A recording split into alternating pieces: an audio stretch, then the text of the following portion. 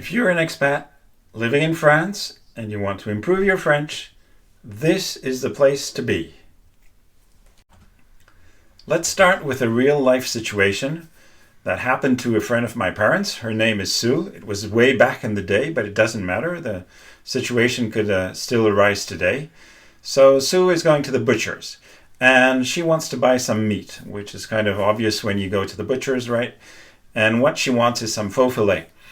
But she's really having a hard time getting the butcher to understand her. And so why is that? That's what we're going to try and figure out. The thing is, in faux filet, she doesn't pronounce the I in French properly. The I in French for faux filet is not like in English, and it's supposed to be pronounced faux filet. It's quite different. So what we did is we actually told Sue, Sue, instead of pronouncing faux filet, pretend that it was written F-E-E-L-E-T, okay? Which in English would be something like filet. Not really clear what that exactly means. It probably doesn't mean anything, but it doesn't matter. So that way, Sue was quite successful. She managed to get understood by the butcher, so she was really happy. So now let's take a look at the phonetics. Phonetically, I in English is written AI, as you can see here. In French, it's just written I, but of course, again, the pronunciation is different.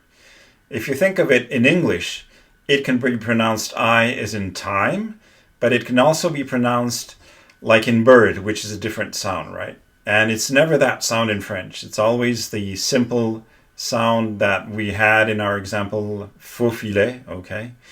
So now let's figure out how we can find similar sounds in English. It's actually not that difficult, because in English, many words that end with a Y have the same pronunciation as the French I.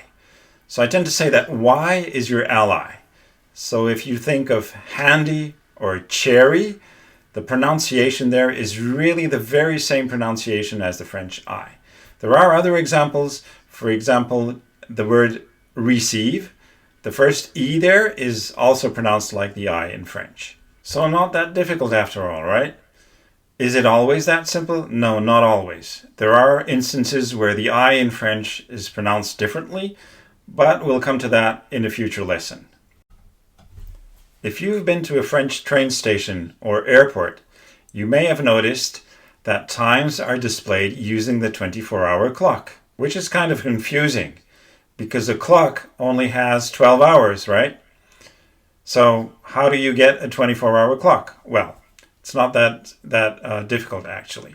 So instead of using AM and PM, like in the 12-hour clock, in continental Europe, people use the 24-hour clock, which means that, for instance, 13 or 1300, as in military time, is actually 1 p.m.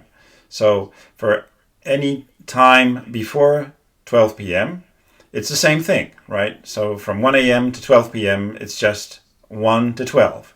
But anything above that, so 13 to 23, you have to remove 12 from the number that you have there. And then add just the p.m.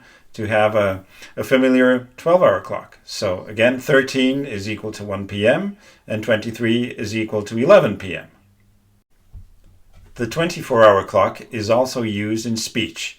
For example, if someone invites you for dinner at 8 p.m., they will probably tell you, venez à 20 heures, which is, again, come at 20 or 2000 hours if we're using military time. Okay, so don't be confused about that.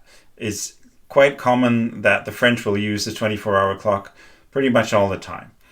Obviously, if they say venez à 8 heures, you know it's going to be 8 p.m., right? They're not going to invite you for breakfast or early breakfast or whatever, especially if it's a dinner party. So no problem with that. And if you answer back, vous voulez dire 8 heures, you mean 8 o'clock, they'll understand that it's 8 p.m., so no issue with that. But again, don't be taken aback by the fact that they will use the 24-hour clock in everyday life. If you liked this video, don't hesitate to subscribe to my channel, French Differently. See you next time. Bye-bye.